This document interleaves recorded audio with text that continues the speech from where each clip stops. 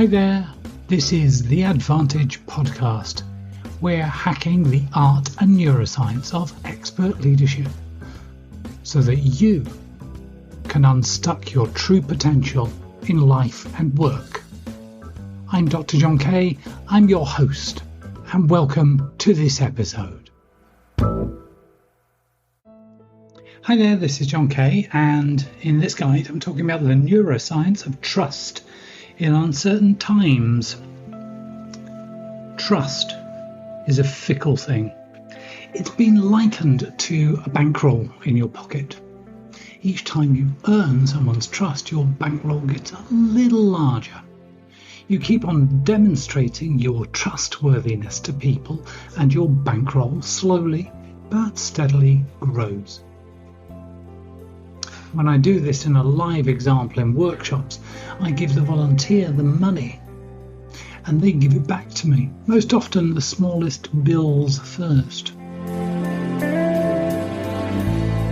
But you build your trust slowly and steadily, then one moment you breach their trust. In the live test in a workshop, immediately the volunteer demands the big bills back. And that's how trust is lost, greatly and at once. It takes a lifetime to build trust and a moment to lose it. Regaining trust after a single breach is very difficult. The other party is even more wary. Cheat me once, shame on you. Cheat me twice, shame on me. Trust is about how we deal with uncertainty. Even when I have proven myself trustworthy to you time and time again over many years, there is always a remnant of uncertainty. Heck, you can't even completely certain that you can trust yourself. Our ability to choose to trust another person is an emotionally driven choice. Paul Zach's neuroscience research into what makes trust in the brain clearly demonstrates that the neurochemical oxytocin is a precursor to trust by the conscious, deliberate actions of each party. You want to read that Harvard Business Review article, The Neuroscience of Trust, and I've linked it in the notes. When I'm uncertain whether I can trust or not, and I am always uncertain, oxytocin is stimulated in the critter brain if I recognize you and I like you. If you have proven trustworthy before, there is more oxytocin produced.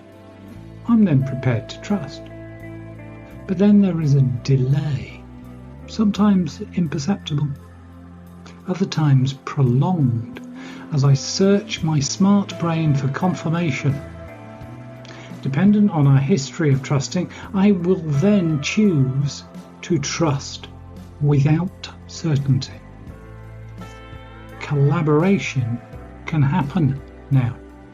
In the notes, you'll see that there's a terrific diagram with uncertainty in the middle, and we have a choice. We can either be prepared to trust or not. I'm always uncertain, but if I'm prepared to trust, there is a delay. Then I choose to trust without certainty. On the other side, I could choose instead, when I'm uncertain, to be defensive. When I'm defensive, I'm protecting myself. And most often what we do is we then redefine the task. What I am doing is I am shifting the burden. The downside is if one party is trusting and the other is defensive and shifting the burden, there will be unintended consequences of shifting the burden.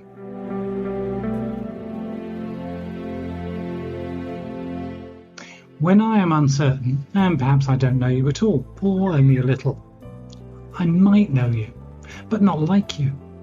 well, less oxytocin is stimulated in the critter brain. Then I may choose not to trust you just now. I'm on the defensive. I'm protecting myself from the consequences of action. At this point, I redefine the task and shift the burden away from trust, probably blaming you at this point. There's very little chance of collaboration now. This is all quite normal, and something we learn in our early childhood. Who can we trust, and to what extent?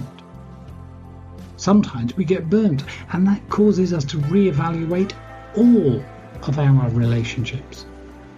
Yes, the consequences of breaching someone's trust can significantly impact how that person chooses to trust anyone else in the future or not.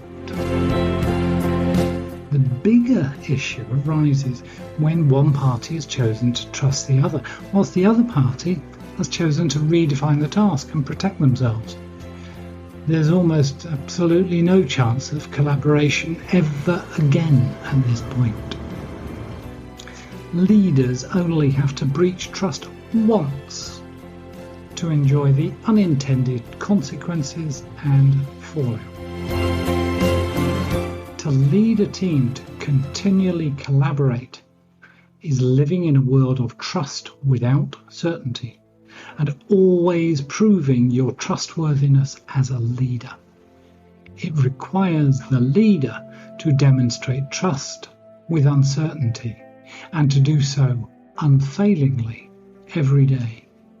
It's living life on the edge of uncertainty, and it's very exciting.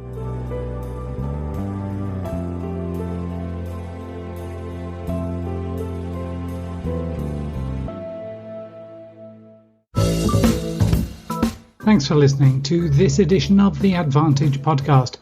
I've been your host, Dr. John Kay. Do get in touch at leadershipadvantage.com. Bye for now, and be greatly blessed.